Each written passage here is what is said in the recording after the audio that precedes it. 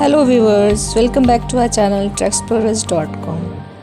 तो दोस्तों, इस वीडियो में हम आपको लेकर चलते हैं न्यू दिल्ली के रेड फोर्ट यानी कि Lal Qila of Delhi. So this is Karen's first trip to Delhi and first visit to Red Fort, Lal Killa, Delhi.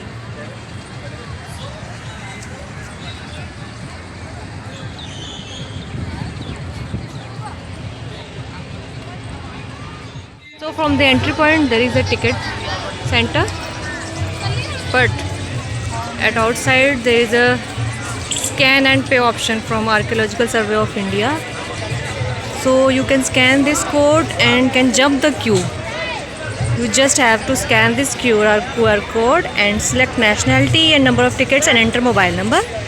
Proceed and make the payment. Get ticket on mobile. Ticket is valid only for the day you get the ticket online.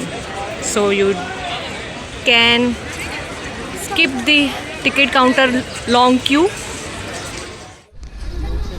So ticket लेने के बाद अब वो यहाँ से entry है red fort को।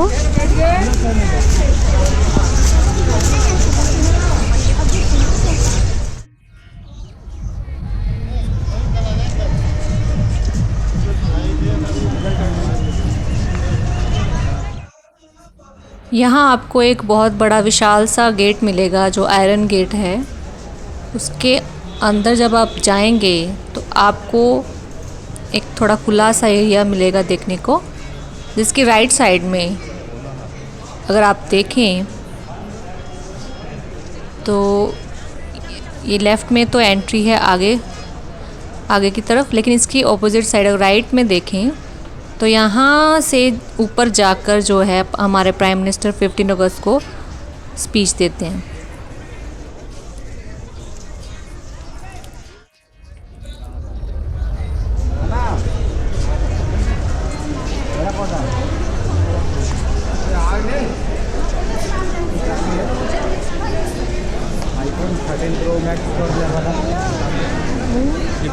On 15th August, Prime Minister gives speech from this place, and opposite to this place is the entry to inside the Red Fort. अब यहाँ जब आप एंटर करोगे तो आपको एकदम से ऐसे लगेगा कि किसी मार्केट में हम आ गए हैं।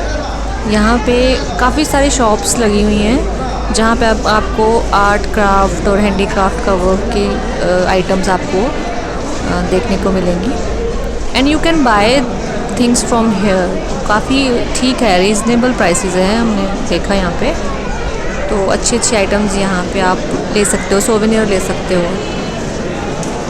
और यहाँ जैसे कि आप देख रहे हो ऊपर की चित्रकारी या कलाकारी जो पुराने टाइम की जो की हुई है, काफ़ी साल पुरानी है, लेकिन अभी भी देखने में अद्भुत लग रही है।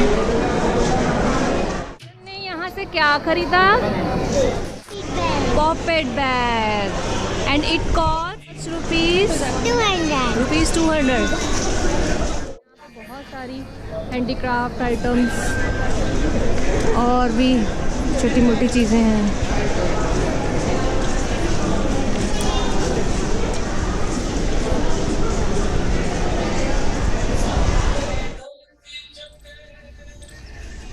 अब मार्केट प्लेस को क्रॉस करने के बाद हम आ जाते हैं बड़े से गार्डन कॉम्प्लेक्स में,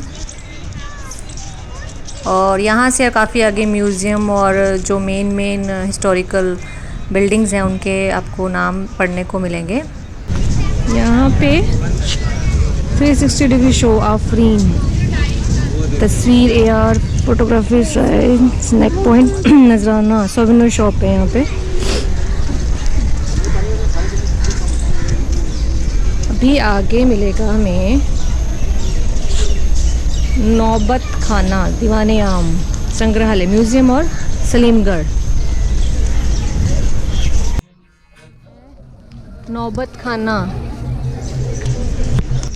ये जो नौबत खाना है इसको नक्कार खाना भी कहते हैं, और ये उस टाइम राजा महाराजाओं के टाइम पे ये एक तरह से संगीतकारों का महल टाइप था, जहाँ पे संगीत वगैरह बजाया जाता था, फंक्शन जैसे होते थे तो उस टाइम पे यहाँ पे संगीतकारों का महफिल जो है यहाँ जमती थी। और नौबत खाना के ठीक ऑपोजिट ये बहुत बड़ा सा ग्रीन लॉन है और यहाँ से आगे जाएं तो हमें मिलता है दीवाने आम।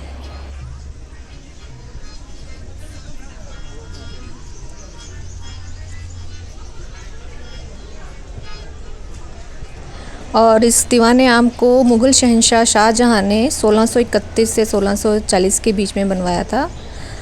और जैसे कि एक दीवाने आम होता है, एक दीवाने ख़ास होता है। दीवाने ख़ास में तो जो राजा होता था वो अपने ख़ास मंत्रियों के साथ बैठकर विचार विमर्श करता था, लेकिन ये जो दीवाने आम है यहाँ पे जो राजा होता था वो पब्लिक के साथ डील करता था।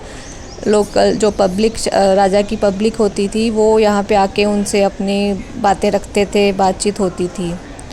तो यहाँ पे इसकी दीवारों पे बहुत ही सुंदर, बहुत ही खूबसूरत नक्काशी की गई है जो अपने आप में ही देखने में इतनी मार्वलस है कि आप देखेंगे तो आप देखते ही रह जाएंगे। ये सारा बड़ा सा ये प्रांगण है इसका, दीवाने आम का इतना बड़ा है और यहाँ पे पब्लिक आके जमा होती थी। और इसमें देखें अगर तो यहाँ पे अब शीशे के कवरिंग में बंद किया गया है। यहाँ पे राजा की गद्दी थी, यहाँ राजा आके बैठता था और सामने जनता से रूबरू होता था।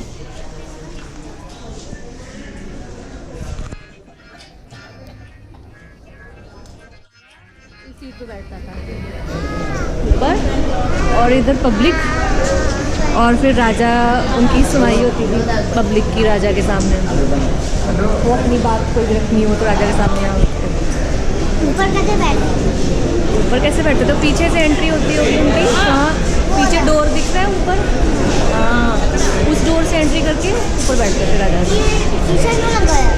ताकि कोई भी अंदर पब्लिक ना एंटर करे। This is the way to Diwan Khas, towards right and forward is Hayat Bakhsh next to this। हयात बख्श आगे है और राइट में दीवाने खास। अभी हम दीवाने खास की तरफ जा रहे हैं।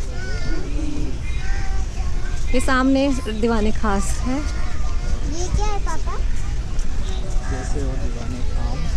हाँ, दीवाने आम में राजा और पब्लिक की डीलिंग होती थी और दीवाने खास में मंत्रियों के साथ उसकी जो भी बातचीत और मीटिंग होती थी। सिपाही या जो भी इम्पोर्टेंट लोग होते थे उनके साथ। गांव वाले नहीं, जो राजा के दरबार के होते थे, राजा के जो दरबार के होते थे लोग, सिपाही मंत्री, उनके साथ जो मीटिंग होती थी वो दीवाने खास में होती है। वो हम आगे देखने जा रहे हैं। होती थी राजा की, होती थी लेकिन रानी नहीं उसमें बैठती थी ना मीटिंग में। और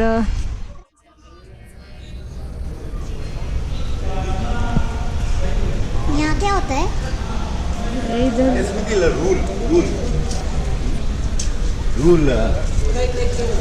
rule and regulation. So celui les fontaines, des fleurs de lotus, un lieu pour le delon, ici, un puits là-bas. Avant, il y a beaucoup de miroirs. ये जो सामने आप देख रहे हैं ये है नहर बहिशत। ये एक्चुअली यमुना नदी से बनाई गई थी और इसके सामने है रंग महल। नहर बिशित, स्वर्ग से बहती जलधारा के, ये यहाँ रंग महल, ये रंग महल है। ये रंग महल एक तरह से एक तहखाने के ऊपर बनाया गया बड़ा सा हॉल है और यहाँ पे जो शाही परिवार के मनोरंजन और आराम की व्यवस्था की जाती थी। खास महल, खास महल,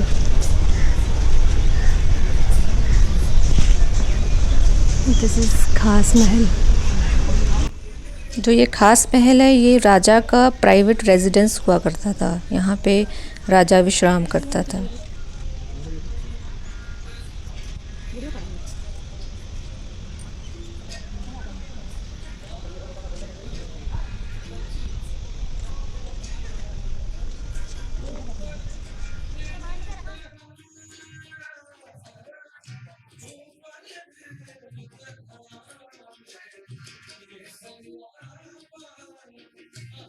नेक्स्ट हमाम, हमाम मीन्स बेदिंग एरिया।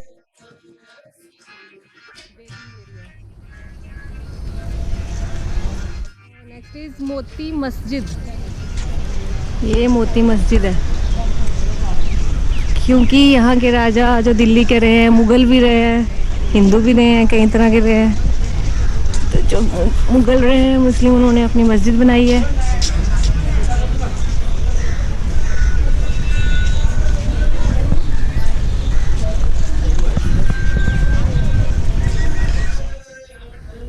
ये सारा रेड फोर्ट के अराउंड सुंदर सा उद्यान।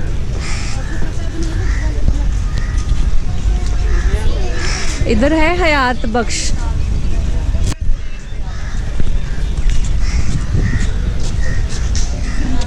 ये आगे जाके है हयात बख्श,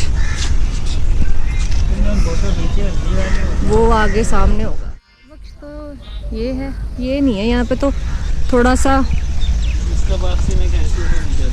अस्त व्यस्त सा लग रहा है कुछ।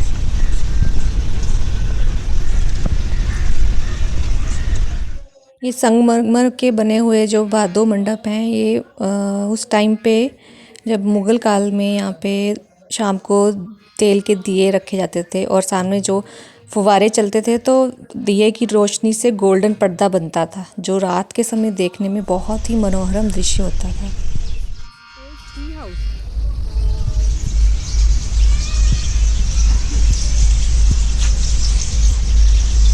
This is heritage tea house. आगे खुला है, अंदर से आओ। जा जाए, आप ही देख देख जल्दी, गो गो गो। और ये काफ़ी खंडहर सी हालत में है, नीड्स रेनोवेशन। नहरे बस वाटर वाला होगा ना वहाँ पे, वाटर फाउंटेन होते होंगे इसके आगे।